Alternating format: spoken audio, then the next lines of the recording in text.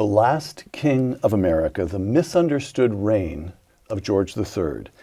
In naming this the Book of the Year, the Times of London called the volume magisterial. My colleague at the Hoover Institution, Victor Davis Hanson, calls the author of this book, quote, the most accomplished historical biographer in the English-speaking world. With us today, that author, historian Andrew Roberts, author of The Last King of America, on Uncommon Knowledge now.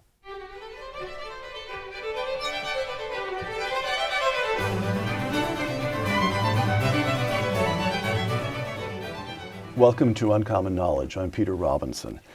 A graduate of Gonville Keyes College, Cambridge, the historian Andrew Roberts is a professor at King's College London, a lecturer at the New York Historical Society, and the Roger and Martha Mertz Visiting Fellow at the Hoover Institution here at Stanford.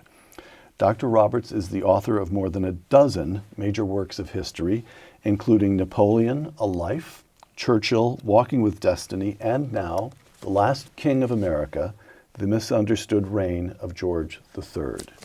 Andrew, welcome. Thank you very much, Peter. It's great to be back on the show. A couple of opening questions, if I might.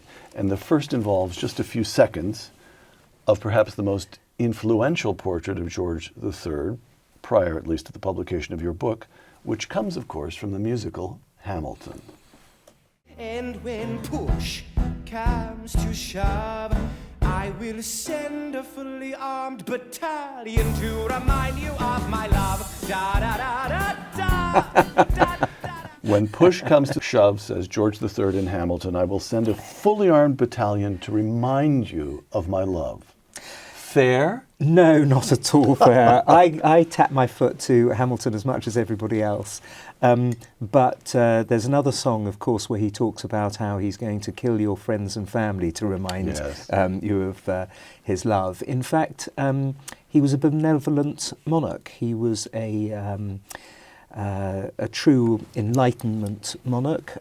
He was a Renaissance prince in many ways, and he was far from that sort of camp, preening, sadistic character in Hamilton the musical. Can I just, I get the impression, of course you spent 3 years on this book, and the Queen recently released some 100,000 pages of papers dealing with George III, many in his own hand, as I gather.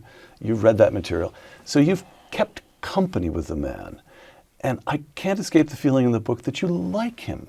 Yes, and that's why I use the word misunderstood in the subtitle, because he has been hugely traduced by historians, not just American historians, which you'd expect, but also by British historians. The Whig historians of the 19th and 20th centuries have attacked him as well for things that he simply was not guilty of. Mm-hmm. And one of them is the form of his madness, which I'm sure we'll get on to later. But mainly it's the concept of him being a tyrant, which of course Thomas Jefferson made these ad hominem attacks on him in the Declaration of Independence. I'll come to that as well.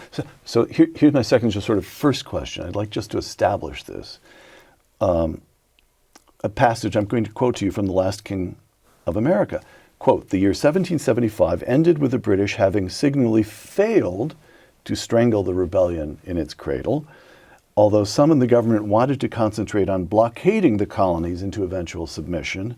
The majority, including the king, were determined upon a land war to force the issue. So George III, liberal, humane, generous, likable, devoted husband and father, but at least at one moment, he actually did wish the war against the Americans. Once the Americans had already started the conflict at Lexington and Concord, yes, he was very much in favour of sending the battalions.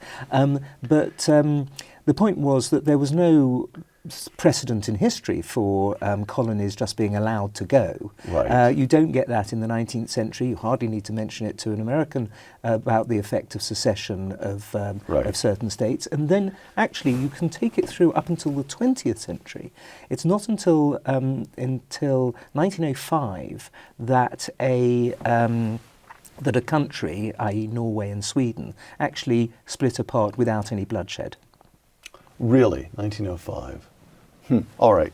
Of course, the French are still fighting at Dien Bien Phu in 1958, and on it goes. Well, absolutely, and you can see that in lots of later parts in the 20th century. But to expect an 18th century Hanoverian monarch to just let America go without a shot being fired is, I'm afraid, completely impossible. We will return to this.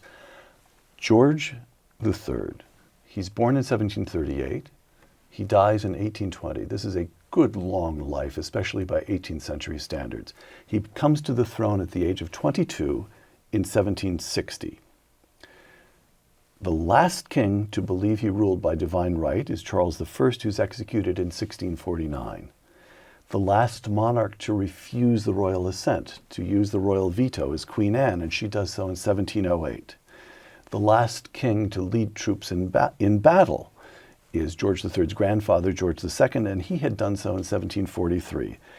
So as George III comes to the throne in 1760, by then nobody believes an English king rules by divine right. Nobody believes that he possesses in practice the power to veto legislation, and nobody expects him to lead troops in battle.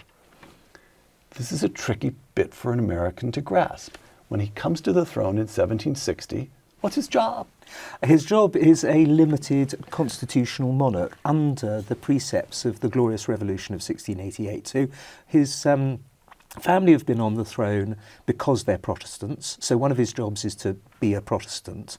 You'd better give us a sentence or two on 1688. Okay, the Glorious Revolution, which overthrew the Stuarts, was King James II, was in part because he was a Catholic. Yes. And so the Hanoverians came eventually to the throne because they were not Catholics. Right. And so one of his primary duties is to be a Protestant, which was fine because he was a believing Anglican and a pious Christian indeed. But also, although he had the right to appoint prime ministers, and indeed governments, cabinet ministers saw themselves as being responsible to him personally. Mm-hmm. He only on one occasion in the entirety of his very long reign, which as you say is the longest reign of any king of England, is once when he appointed William Pitt the Younger to be Prime Minister without the majority of the House of Commons, which was subsequently vindicated in the next general election. So he was somebody who very much revered the British Constitution and was not like the absolutists of the past. Yes, the absolutists of the past, but also his contemporaries on the continent. The argument that he's not a tyrant, the liberality of the man, the way he's willing to live within the constraints of the British Constitution comes out especially sharply, at least to this reader, when you contrast him with... Well, absolutely. You contrast him with Catherine the Great, of course, or Frederick the Great in Prussia. Certainly the Bourbons in France, who behave so absolutist that they wind up having a revolution against them, of course, right, during his reign. Or the Spanish who execute people, the ringleaders of uprisings in Louisiana and so on during this period. And so you can see pretty much any other non-limited monarchy at the time was of an entirely different ilk from somebody who, like George III, essentially went along with the common law, right, who never arrested any American editors or closed any newspapers in America or any of these kind of things, which a tyrant would have done in the 18th century. Right. And you draw out that it's important to George III's formation that there are intellectuals at the time who are sorting out the job of king. And you mention in particular Bolingbroke, who writes The Idea of a Patriot King. Well, this is key. This is a key text written in the 1740s, so when George III was still a boy, but written for George III's father, mm-hmm, Frederick, Prince of Wales, who everybody expected would become king. And it really sets out a Tory as opposed to a Whig concept of a monarch who personifies the nation and who is a sort of unifying figure, not just for Whigs, who were the people who had run the country ever since the Glorious Revolution for the last 80 years, but also for outsiders, people like Tories, and Scots. Andrew, you'd better take I'm sorry, but again, a sentence or two to explain what does Tory and Whig mean in that context at that time? The Whigs tended to be the oligarchic cousinage of aristocrats who had ruled Britain for 80 years. The Tories were lower down on the social scale, but still important. They were the gentry. They owned land, but nothing like the amount of land that the aristocracy owned. But they were a different form of cousinage, essentially. Right.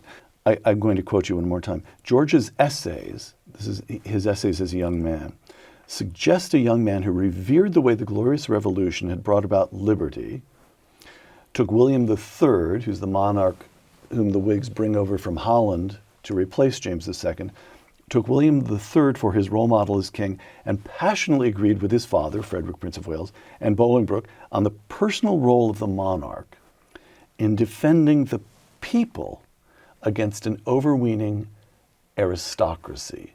So this is an adjustment, at least for this American, the adjustment that the American has to make. At least I tend, I'll stop trying to represent all Americans. There's a tendency to think of the monarch at the top of the system of aristocracy.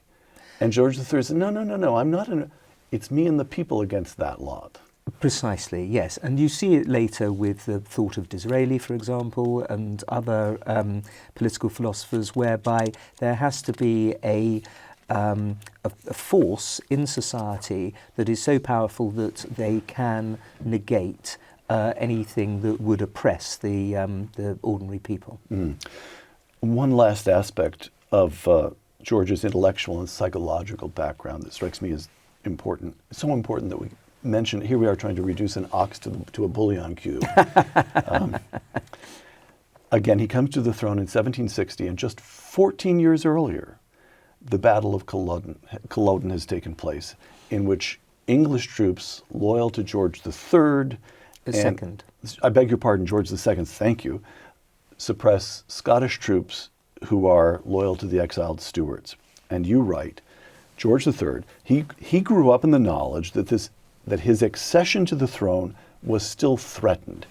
Instinctive to the Hanoverian dynasty was the assumption that rebellions, if they could not be reasoned with, must be crushed by overwhelming force, close quote.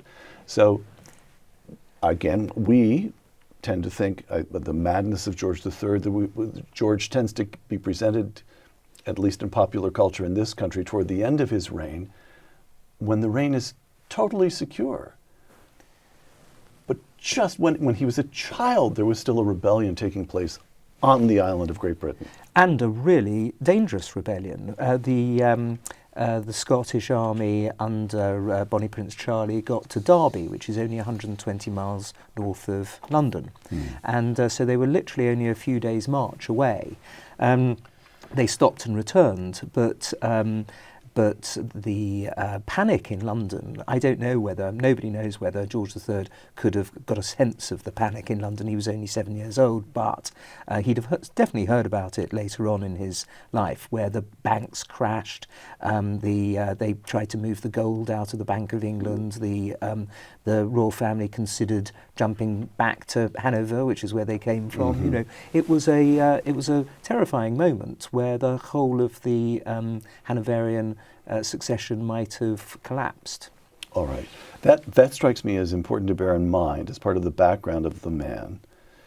As we come to the next topic, which is, of course, I have to say, this is 6 or 7 chapters in this book of more than 20 chapters, as I recall, but it's the 6 or 7 chapters that matter to an American. So, the rebellion.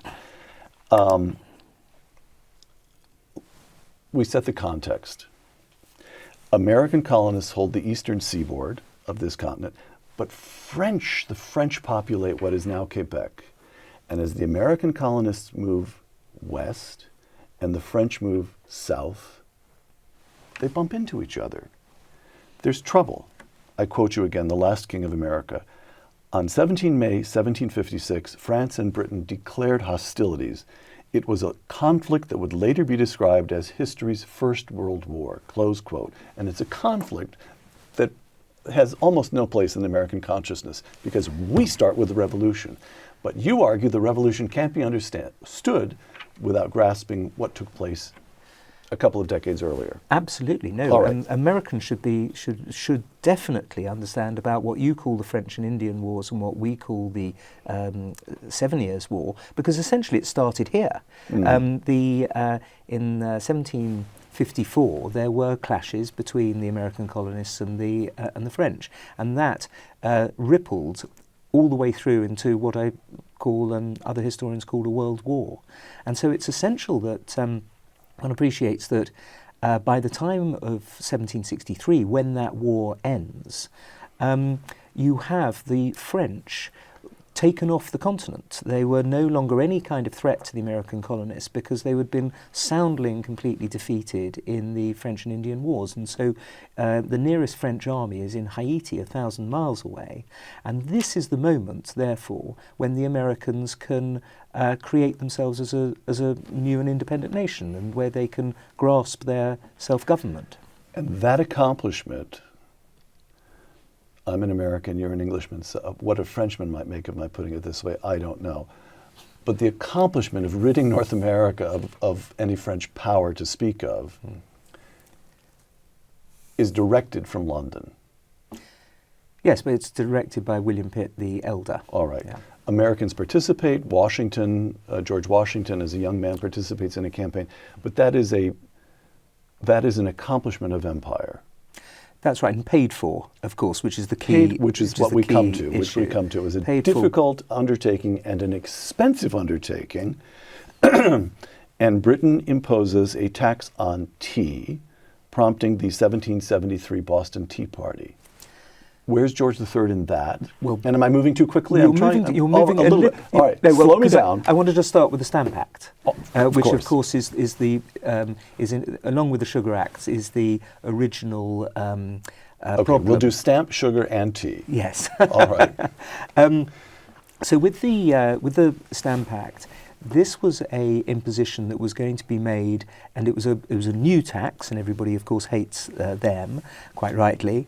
And it was a tax that wasn't going to raise that much money, about £50,000, which, if you divide it between 2.5 million Americans, or at least 1.9 million unenslaved Americans, is still a tiny amount of money, 2 shillings and sixpence per American per year.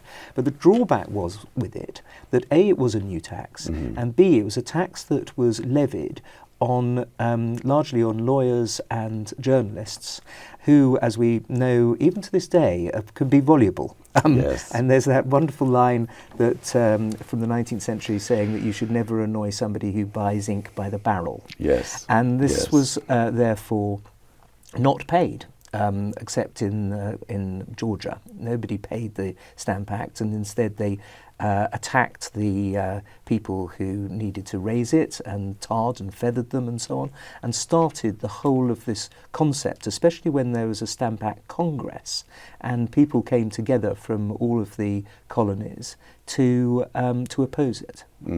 All right, sugar and tea. Sugar not so... Excuse me, no. I'm sorry, but on the Stamp Act, where's George? He's in favour of it at the beginning, but when it was clear that the Americans are not paying it, he put a lot of parliamentary influence to make sure that it was repealed. All right. Now, can I just ask, what is the mechanism by which the king exerts influence? Well, he uses the immense power of honours. If it's clear that the king is totally opposed to something, then it's a very brave MP who votes for it, because it's clear that that MP is never going to be Sir So-and-so or Lord So-and-so. And so that's the number one power that he has, really. All right. And I want to continue, this is the moment to bring it up, I think. In the book, you make clear how, first of all, he seems to write constantly. He's an extremely literate figure. He collects tens of thousands of books. His library is now the nucleus of the British Library. He writes document after document after document. As we said, there are thousands of extant documents in his own hand. And he's constantly doing walkabouts and meetings and levees where he's going, people stand in a square and he goes around the room chatting with people. So he knows these parliamentarians. This is a group of people who actually know each other. Well, he knows. Is that correct? It is correct. He knows the government side. In fact, opposition MPs are not invited to levees or drawing rooms, as they're called, where you have face-to-face contact with the king, which is obviously so important in 18th century society. But it's confined really to the side of Parliament that the king approves of. But if he doesn't have contact with the opposition, sorry, I'm anticipating one of the, if I'm anticipating, let's just get the question out right now. We'll go back, we still have to do sugar and tea. I don't have to do sugar because it's essentially the same story as stamps. All right, thank you. You just saved a little television time. But even as it is often said that the Vietnam War was lost in Congress, you make the point that the government had to try to conduct this war on the far side of the Atlantic Ocean, a logistically complicated and tremendously expensive endeavor, while at the same time facing quite a lot stiff and informed and articulate opposition at Westminster. Is that correct? That's right. The radical Whigs, the opposition, under Charles James Fox, supported the Americans. In fact, they dressed like officers of the Continental Army. They wore blue and buff to show their support of the Americans. And they consistently opposed the war, and they got much more strong. It's rather, you're quite right, the Vietnam analogy is a very strong one. But it's also the case, of course, that the British didn't send enough troops to America. Right. They, at the top moment, they had 50,000, but for most of the war, they had 35,000 troops attempting to hold down these 13 colonies. It just simply wasn't enough. But as you had to give each troop, every soldier, a third of a ton of supplies and food and ammunition and so on, it became a logistical nightmare, as you say, to fight a war. It had never been done before in history, to try and fight a war 3,000 miles away. But if I may, back to the king for just a moment. If the opposition don't get invited to these drawing rooms, how does he know what the opposition is thinking? Is he reading reports? Is he is he receiving an unbiased flow of information from the government? How does he know about the opposition? He's getting a daily report from the Prime Minister about the goings-on in the House of Commons. And the interesting thing about some of these And it's reports, reliable? It's reliable, All right. Yes. Well, first of all, it says exactly how many people had voted and where and under what circumstances. But also, it's very interesting how it does give or at least Lord North, who was an amiable and affable figure, even though he was a useless Prime Minister, would, if an opposition member made a good speech, he would say so and tell the king. I see. So these were gents, these were gentlemen. All right. On to this, Boston tea. On to tea. Tea was an expensive commodity, but there was a hope and a chance that when the East India Company nearly went bankrupt in 1772, that it was going to be allowed to come and undercut the market in smuggled tea, essentially, in Massachusetts and elsewhere, and bring the price of tea right down for the American consumer. Of course, this wasn't going to be good for the Boston merchants who were doing the smuggling, and so as a result, in December 1773, they hired and used employees to attack these ships of the East India Company and destroy 9,000 pounds in weight of tea overnight. And this was the point at which it really got nasty, because the British government, the British cabinet and the king all thought that the best way to deal with this would be to punish the Massachusetts Bay Colony, believing, and this is where the king was incredibly badly informed by the royal governors, that the rest of the colonies would not stand by Massachusetts. And they did, of course, hugely. And this was the reason that only a little over a year later, well, 16 months later, you get to the shooting war starting at Lexington and Concord. We'll come to that in a moment. John Adams, you quote this, This is a very famous passage. This is John Adams writing to Thomas Jefferson years after the events. And Adams writes to Jefferson, "The revolution was in the minds of the people. And this was effected from 1769 to 1775 before a drop of blood was shed at Lexington. The records of 13 legislatures, the pamphlets, newspapers show the steps by which public opinion was enlightened and informed concerning the authority of Parliament over the colonies," close quote. So what the government back in London is missing, and therefore failing to convey to the king, is, how do we put this, is an intellectual ferment. There is a new consciousness arising among these 13 colonies. They are beginning to think of themselves as Americans. And it happens as Americans, they are elaborating their beginning notion of themselves as objecting to Parliament but loyal to the king. They're elaborating their notions of the rights that they have as Englishmen. There's an astonishing intellectual ferment which takes place by way of pamphlets and newspapers, and it happens fast. That's right. Is that correct? It is correct, but also ever since 1763 and the Treaty of Paris, where they discover that, of course, there's no outside threat, Right. They also have this proclamation in October 1763, which went out from the British government saying that the Americans could not colonize anywhere westwards of the Allegheny Mountains. Right. And that seemed to imply that the British just wanted to sort of keep the American colonies on the eastern seaboard, and where they could have no sort of ambitions to expand. And you also have, as well as these pamphlets, some absolutely superb orators who were the Patrick Henrys and the Thomas Jeffersons and Madison and these people really were first class. Adams, of course, being a lawyer, first class people at essentially creating this whole new concept of independence, and it's the right moment for America to become independent, Yes, because yes. you've got this 2.5 million population, you've got this burgeoning year-on-year growth, huge economic growth, about 7% year-on-year. You've got more bookshops in Philadelphia than in any other city of the empire. And so all of these things are happening at the same time as as Parliament is essentially putting rather unnecessary financial burdens, even though they're small, onto the Americans. So from the point of view of the king, or correct me, maybe it's better to think in terms of Lord North, his prime minister, this lovely man who was useless, as you say, what was in their heads? What did they think the colonies were for?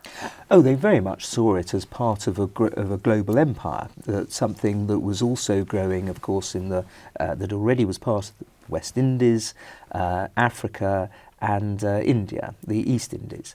And so they saw America as being an integral part of a sort of greater English-speaking union that would eventually stretch further and further around the world. I have to keep this again. It's like and therefore keep the French Empire in check. Well, keeping the French in check is always worthwhile. But I say to the author of a book on Napoleon.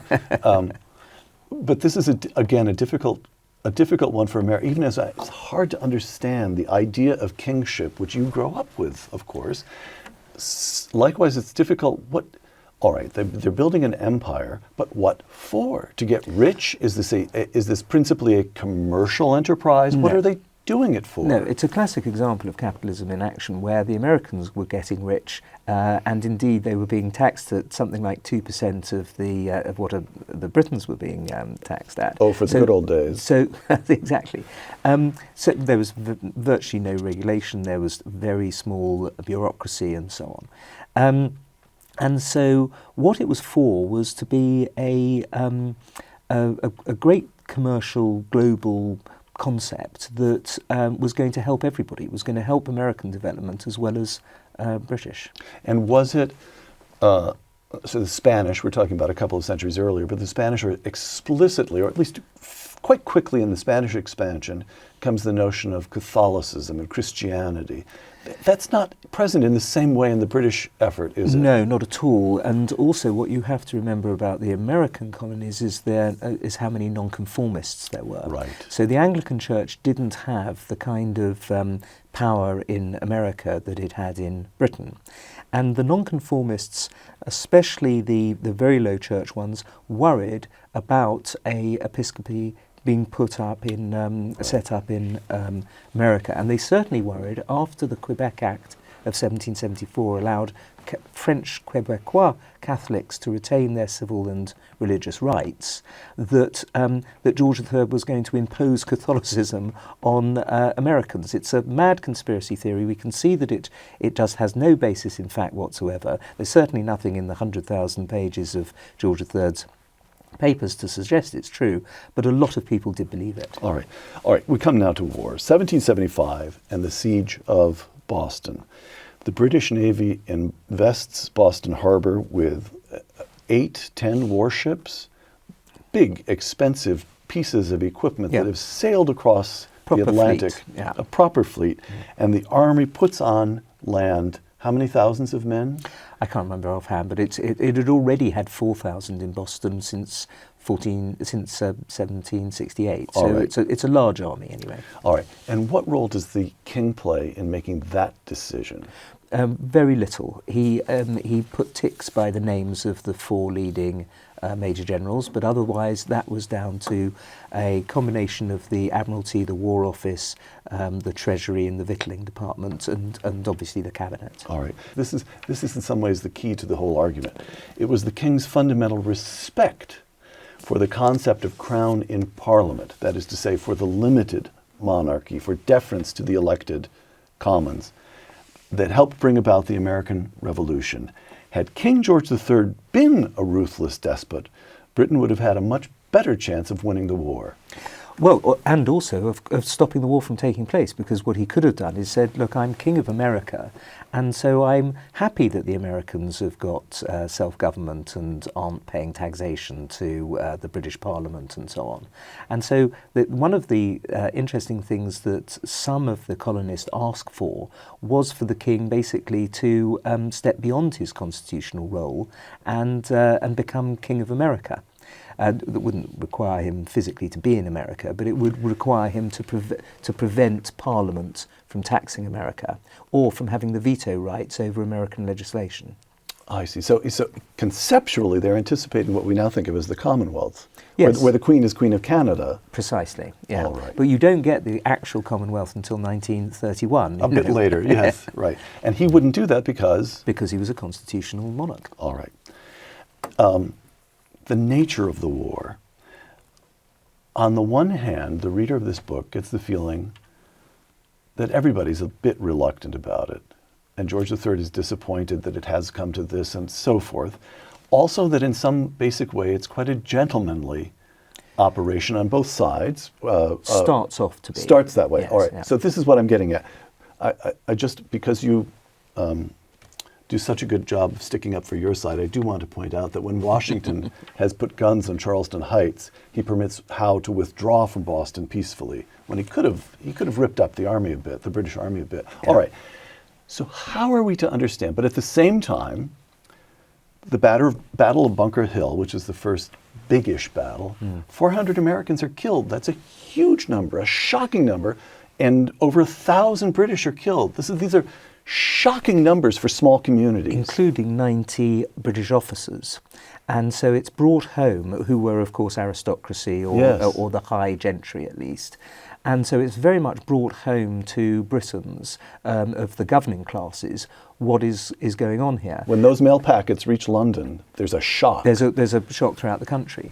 People don't, it's a very unpopular war at the beginning in Britain. They find it very difficult to recruit any soldiers for it because they are seen as Britons. The Americans are seen as cousins, and they many of them are actual cousins. And you make the point that there's no conscription.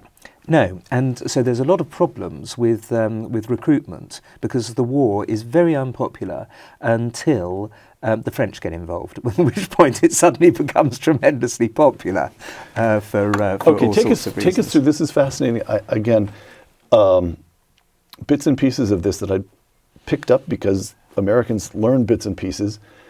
But take us through the military aspects of this. You make the point that there's really only one British war plan that's coherent. Yes, Lord George Germain, the American secretary in the cabinet, has what's called the Germain Plan, which is to send Sir William Howe up from New York northwards up the Hudson at the same time that Sir John Burgoyne is coming south down from Canada, and they were going to meet at Albany and thereby split the New England colonies off from the rest of the colonies, and that was going to be the plan. The idea would then be to crush the New England colonies, and the problem was, there were several problems with the plan. I mean, apart from everything else, coordinating in those days over that many hundreds of miles was across enemy-held territory was in itself a problem. Also, to get any changes in the plan agreed in London took 3 months for a ship to get one way across the Atlantic and then with the prevailing winds in the other direction, the other side. But the major problem was that Sir William Howe veered off eastwards against the precepts of the plan and captured Philadelphia, which had lots of advantages in that it was the American capital and so on. But it did mean that the swarms of American troops that were around Burgoyne could capture him at Saratoga in October 1777. And when they did that, and the French learned about it, France is drawn into the war, or at least steps forward to try to split America off from its from Britain off from its American colonies, and the whole thing gets turned into a world war, especially when the next year the Spanish declare war against Britain, and then after that, the year after that, in 1780, the Dutch do as well. So from being a colonial war, which, however, was difficult enough, which could well have been lost anyway, because as I say, we only had 35,000 to 50,000 troops, and at the absolute maximum. And once it became a world war, we went back down to 30 to 35,000, and we were stuck in the eastern seaboard cities. Of course, we captured Charleston in 1780, but otherwise it was New York and Newport, and there was a superb, I mean, it has to be said, a superb general in Washington. You know, his Fabian tactics of retreating wherever he thought that he was going to be defeated, the way in which he managed to get off Manhattan, the counterattacks at Trenton and Princeton, the way in which he somehow kept that army together at Valley Forge, which was a truly astonishing act of charisma and leadership. You know, George III, he compared to that, his generals were people like Burgoyne and Howe, and later Cornwallis, who were simply not up to it. It is quite... You're as English as you can possibly be, and this is one of the many things that makes you so delightful. But I must say, it is bracing in this book to see that Andrew Roberts goes into this history, and the people that we're taught, who knows what Americans are taught these days, now that we've all become woke and the 69, all of that. In my generation, the people we were taught were great men turn out to be great men. Yes. They stand up. Yeah, they do stand up. Not just, of course, in the soldiers in the war and the founding fathers before the war, but also and the sheer courage, of course, of standing up against the most powerful empire in the world is a tremendous thing in itself, because the American population was only about 20% of the British population.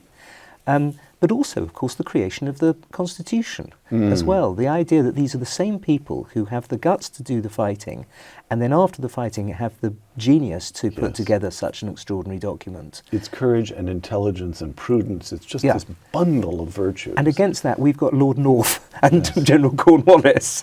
Well, we can't always be lucky in everything. So I want to come to the Declaration in a moment, but first let's end the conflict. Can you get us to Yorktown? And explain the role the French played and why that was viewed as decisive when in fact the war continued for some time after. Get us through all that if you don't mind. Yes, well, once Cornwallis had landed down in South Carolina and had made his way up to the Yorktown Peninsula, which was going too fast and not taking into account the huge irregular forces that were behind him. He then the American regulars. The American regulars. So he's exactly. exposing his supply lines. He's moving much too quickly. His supply lines are, to all intents and purposes, shot to pieces. And especially once he's positioned himself on the Yorktown Peninsula, where he can be boxed in, and was. The key role of the French is in their navy, is in Admiral de Grasse, who prevents him from being evacuated from the Yorktown Peninsula, and instead in October 1781 he's forced to surrender with his whole force, 7,000 men plus. And that in effect brings to an end the shooting part of the American War of Independence, although not the actual war, which drags on because Lord North doesn't want to make peace. And the King supports him in this. It's important. The King is a last-ditcher in this issue. So can you... Cornwallis surrenders at Yorktown. Devastating defeat, even if you are a last-ditcher. What's the King's reaction? Do we know? Well, to fight on. You see, this is the thing. He says, well, we've lost two armies now, the other one being Burgoyne's, and the best thing now is to gird our loins and continue fighting.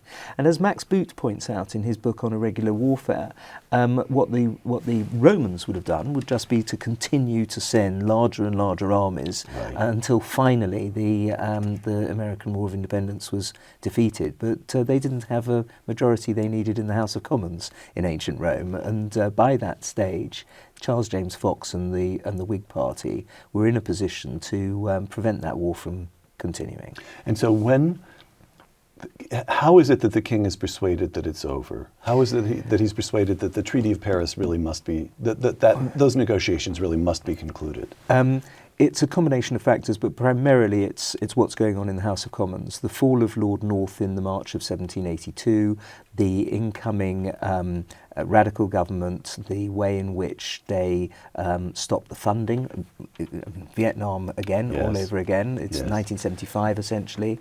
They won't fund the war anymore, and this is what finally persuades the King that peace needs to be signed. And he has a Prime Minister that he appoints, Lord Shelburne, who wants to try and do a deal with the Americans whereby we keep New York and Newport, Rhode Island. I mean, it's the most extraordinary kind of thing that they could possibly have You'd imagined. have enjoyed Newport, but New York we couldn't have spared. It was quite a loyalist city, remember? New York, yes. All right, so again, I want to return to the Declaration, but let's just, last note on the Revolution itself. June 4th, 1785, John Adams, now ambassador from the new nation of the United States, meets the King. Adams has memorized a little speech. He says, quote, "I think myself," to the King, "I think myself more fortunate than all my fellow citizens in having the distinguished honor to be the first to stand in your Majesty's royal presence in a diplomatic character," close quote. To which the King responded, I can't remember the exact wording, but it's very gracious. It's very gracious indeed. Gracious. Yes, exactly. I wish I brought it with me. I mean, it's in the book, obviously, but no. He responds and he says, even though I was the first to support the idea of going to war, now that you've won, I welcome you as the representative of the new independent United States. It's a tremendously gracious way of dealing with it, and it doesn't stop there. His graciousness towards the people who had essentially, taken away his jewel in his crown. But also when George Washington retired as president in March 1797, he said that Washington was the greatest character of the age. By the way, it's a relief to me to discover that you're human after all. In all the years we've known each other, that's the first time I've known you not quite to remember exactly. I know, I had to paraphrase. Exactly a date or a quotation.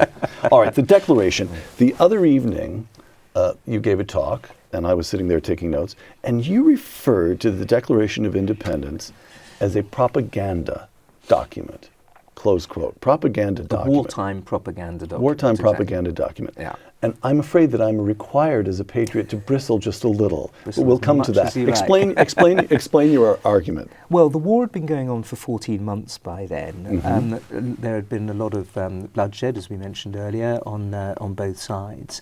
And in order to essentially make the American public recognise that loyalism was no longer an option for 1/3 or so of the Americans, and also that this was not just a war against Parliament, but this was a war against the King, and this was not just about trying to get into some Commonwealth arrangement, this was about independence and sovereignty for the United States.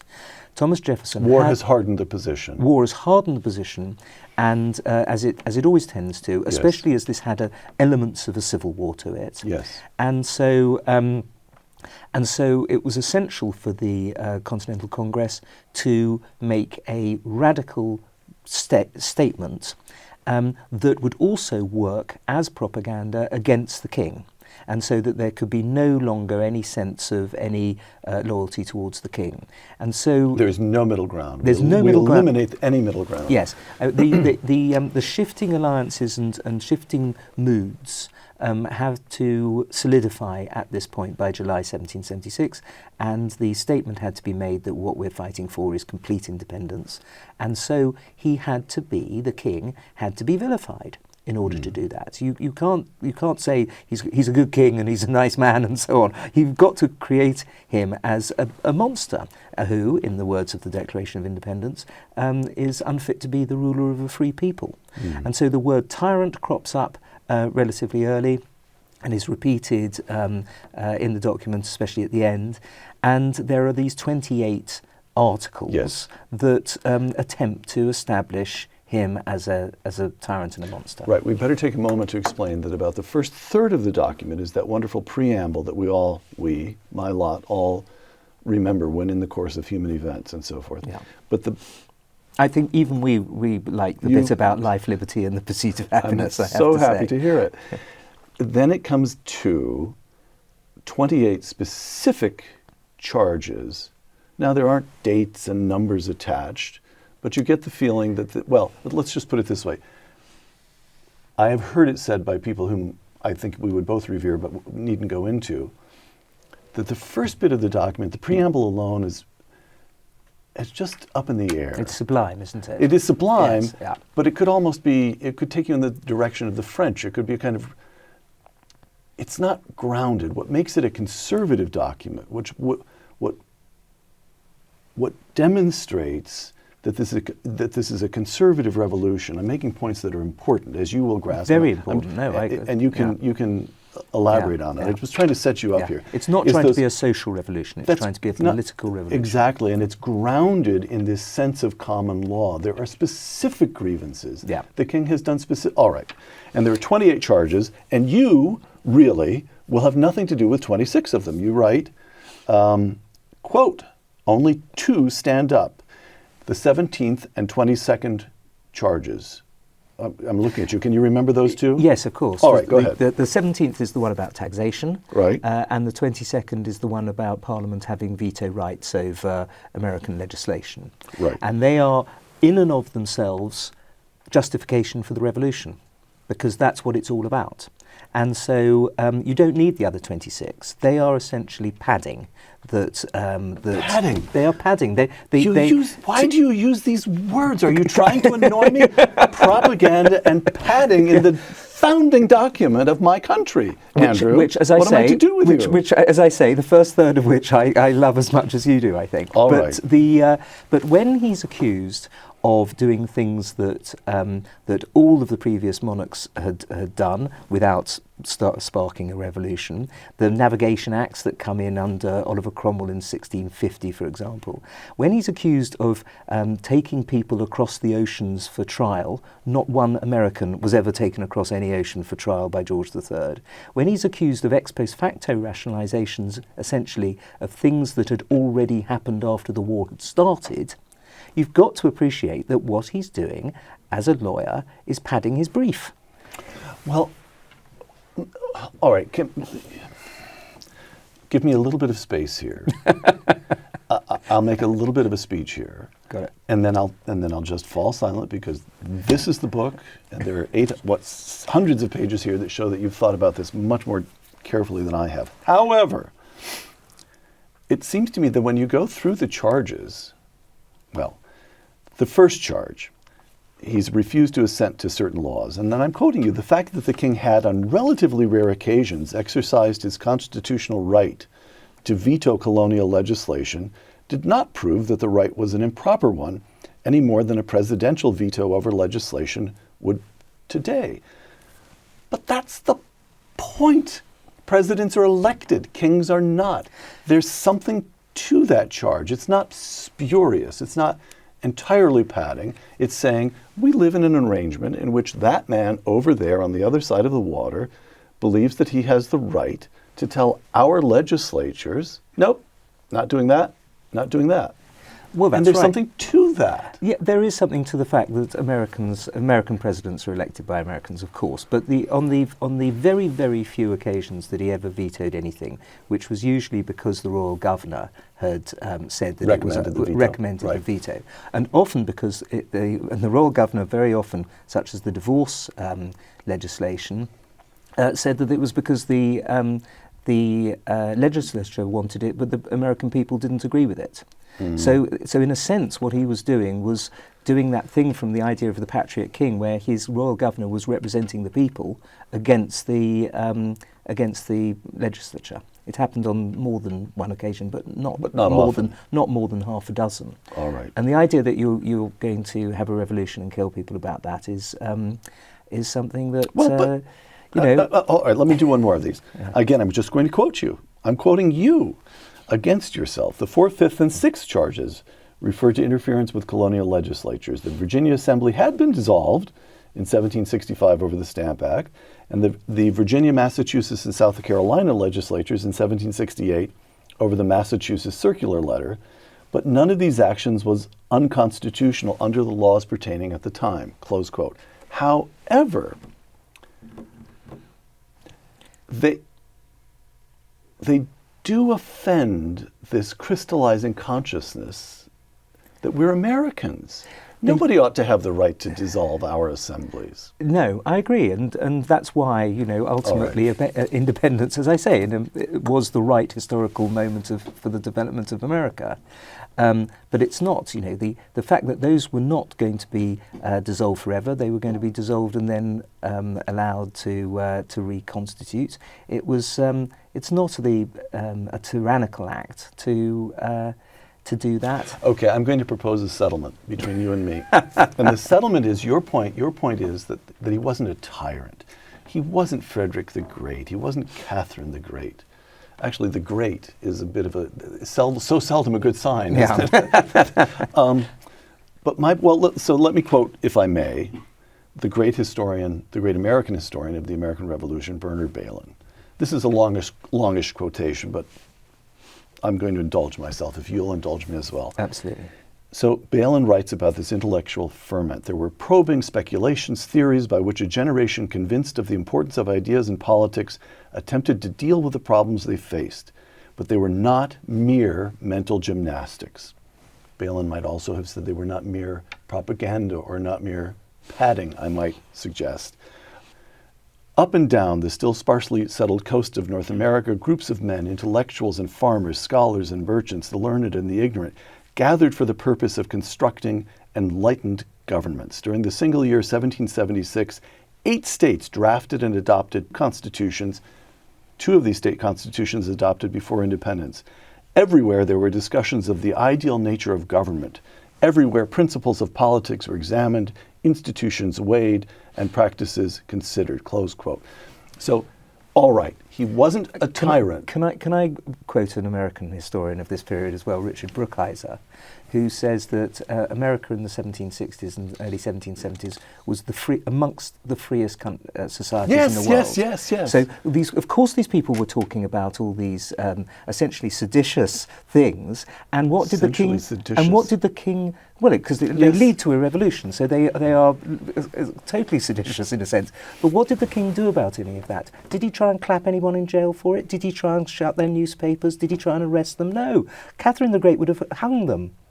So he's a different man from that. All of that discussion. He didn't try and stop the First Stampak Congress or the First Continental Congress from meeting. This is the kind of thing that a tyrant who had troops in the region would have done. Okay, well, so let's do a counterfactual then. You seem to me to be granting the point, which is that this was a time, Balin's point is that this is a time of astonishing intellectual and cultural ferment. This really and truly does bear comparison with the Greece of Pericles. Yes. Something is really happening here. Yes.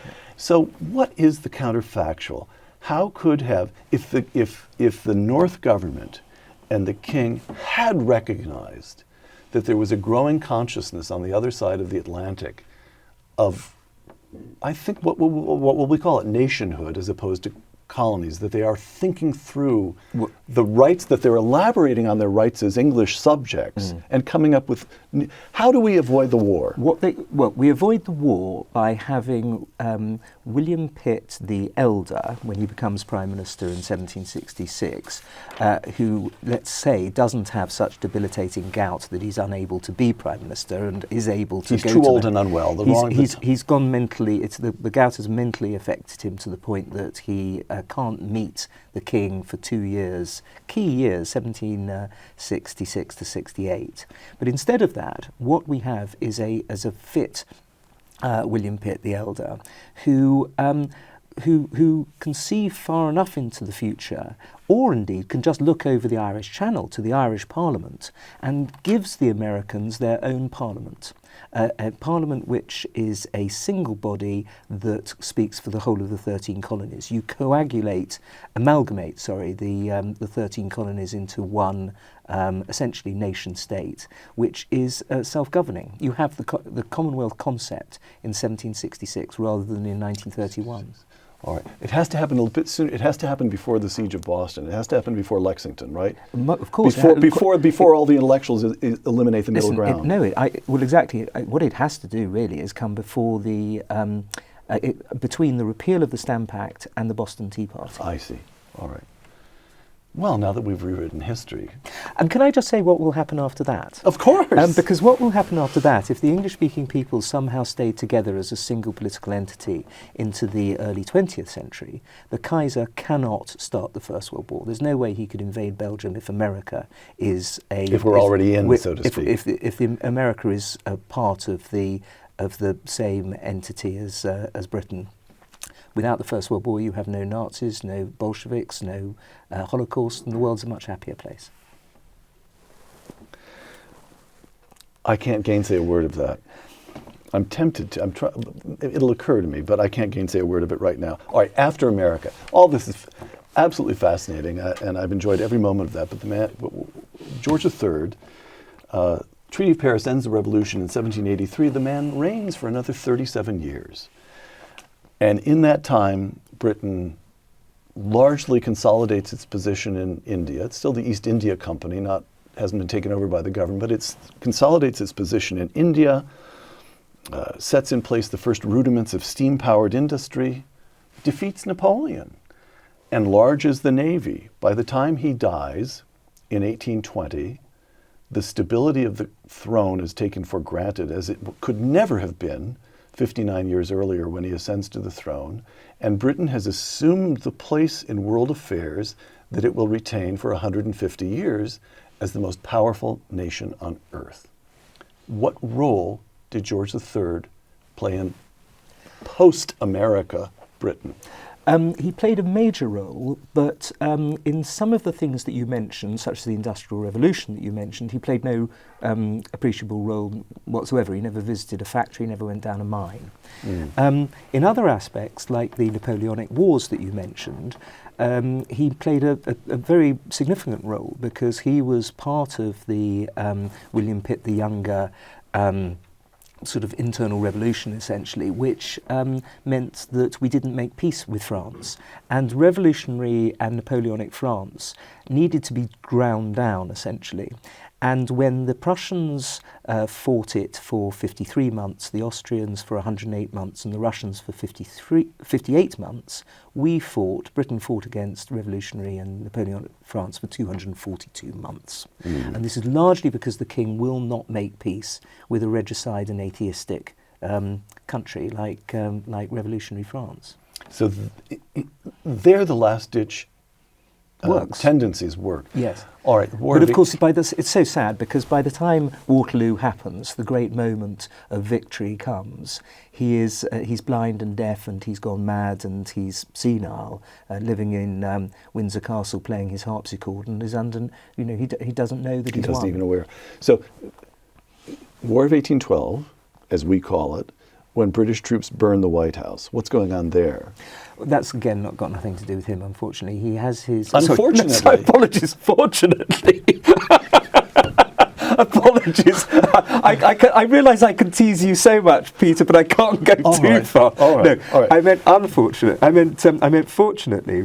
He in the February of 1811, by which time he's gone mad for the last time, 3 months before that, there's a regency, and all of the regency meaning that his son who becomes George IV, who becomes George IV, is Prince Regent with all the powers of the king. Right. He now signs legislation. He holds cabinets. He appoints prime ministers. He declares war on America. I see. I see. All right. And all right. He reigns for 59 years. You quote the obituary that appears in the Manchester Guardian. Quote, actually a lovely thing, I think. In the perplexity of nations, the throne of the King of England was the only one unshaken, and its stability was the work of his virtue. That's a true statement. Yes. But again, at the end of this conversation, as at the beginning, I have to ask you the notion of kingship. Why do we care that the throne is secure? We care because it is the thing that makes Britain secure. You only have to look 22 miles across the English Channel to see when the King of France has his head chopped off, and indeed the Queen of France, then the next stage is the Terror. And you go straight from 1793 executing the king to 1794 when they're guillotining 40,000 people a year. And nobody wanted that to happen in Britain, except for some of the extreme radicals. And that explains his tremendous popularity, that and the fact that he'd got over his most serious bout of illness of that point. And so he's seen as somebody who's Farmer George, who is interested in the way that people made 80% of Britons made their livelihoods in agriculture. He's seen as being frugal in terms of what he eats and drinks, being financially prudent, being hardworking, immensely hardworking. How many children? 15 children. I'm not saying that implies hard work, but I am saying that there's a family. He's very much a family man. Right. He's so hardworking, and he dates his letters to the minute, all of them. You can see how many he's writing about all sorts of issues, and he's also got this tremendous sense of both Christian piety and duty. And so if you're looking for a template for the modern monarchy, for Her Majesty the Queen today, you can do an awful lot worse than go back to George III. From George III to Andrew Roberts for a moment. Here's the last king of America. Here's your book on Churchill. Here's your book on Napoleon. You add all the books that you've written, it is an astonishing achievement. And you're not even that old. Oh, that's sweet. I think of myself at 58 as quite old, Peter. So Andrew, how do do it? So give me your research methods. How do you go through these masses of material that you must master to produce this? And then tell me about your writing methods.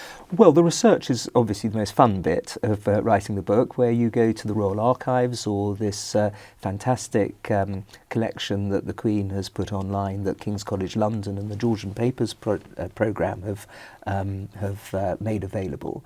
And then you go around the country to various other archives. And how many research assistants do you have? I've never employed one and never will. Not ever. It's too dangerous. And then once you've got all of the information together, you sit down and write the book. There are some historians who don't, who write it as they get the information. And I am terrified of doing that, just in case you come across a piece of information that completely invalidates months and months of work. Interpretation, chapter 27. Right, exactly. Right. So that's all it is, and yeah.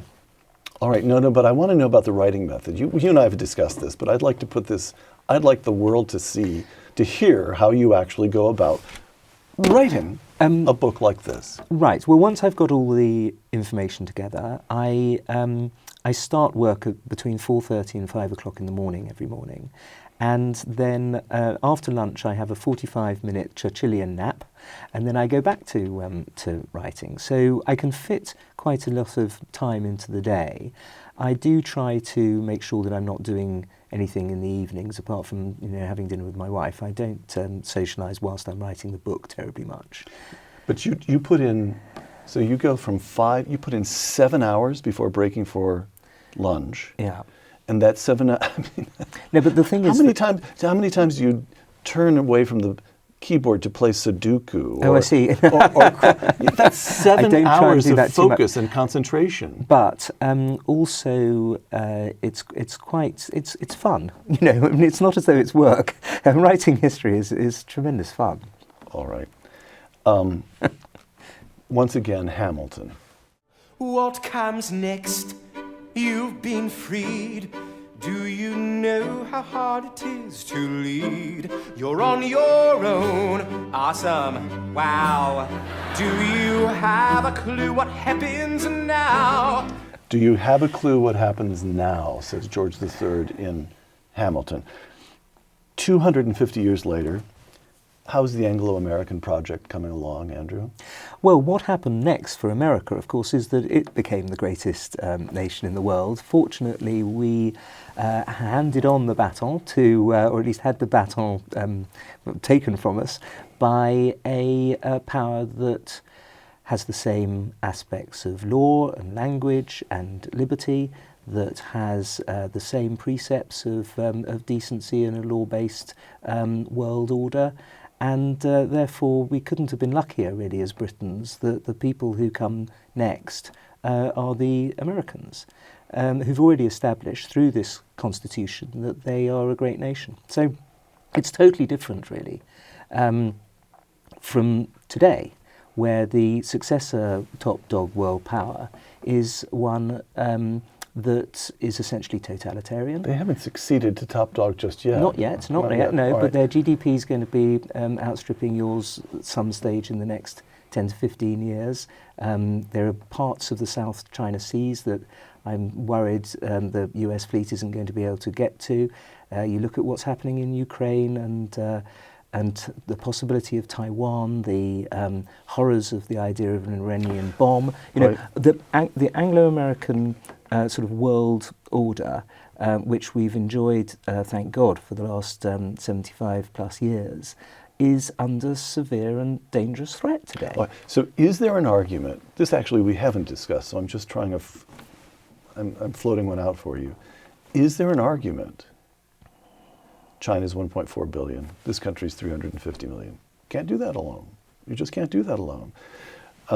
Is there an argument that there is something in the British heritage that remains of immediate importance? That is to say, to stand up to China will require the United States and Australia and India and Canada and, of course, Britain itself and perhaps as many bits and pieces of the Commonwealth countries as one can get, precisely because, although we rebelled against you and we've had our disagreements over the years, somehow or other, you look at Franklin Roosevelt and Churchill, and you look at Margaret Thatcher and Reagan, and all these years later, and I put it to you, but obviously want to hear what you have to say and about George Bush and Tony Blair. George Bush and Tony Blair. Yeah. But even as Indira Gandhi is playing games with the Soviets and trying to pull, there's something about India is a democracy after all. The working language in India is English. There is something in the British heritage, even at this vast remove of decades, that remains of use and may be necessary. I couldn't agree more. I like to see it as, it's called the Anglosphere. It's something that definitely exists. When you look at intelligence, the Five Eyes intelligence, you look at this wonderful AUKUS pact that we have. The AUKUS pact is Australia, the United States, and Britain. And Britain. Yes, exactly. You look at the amount of trade between us, and as I say, the law and language and so on. There is undoubtedly something that could be and is a serious counterpoise to the upcoming and dangerous totalitarian threat from National Socialist China. All right. One final time, let me quote you, the last king of America. George's sense of duty had a profound effect upon the monarchy. When we look at the reign of Elizabeth II, with its leitmotif of hard work, conscientiousness, Christian piety, abstemiousness, philanthropy, and uxoriousness, we indeed see George III. Last question then, and this is again an American fumbling around for something that doesn't really come naturally to us. Next year, Elizabeth II will celebrate her 70th year on the throne and turn 97. She is powerless, and yet she is omnipresent. How do you sum up her reign? Does the monarchy still matter in some way?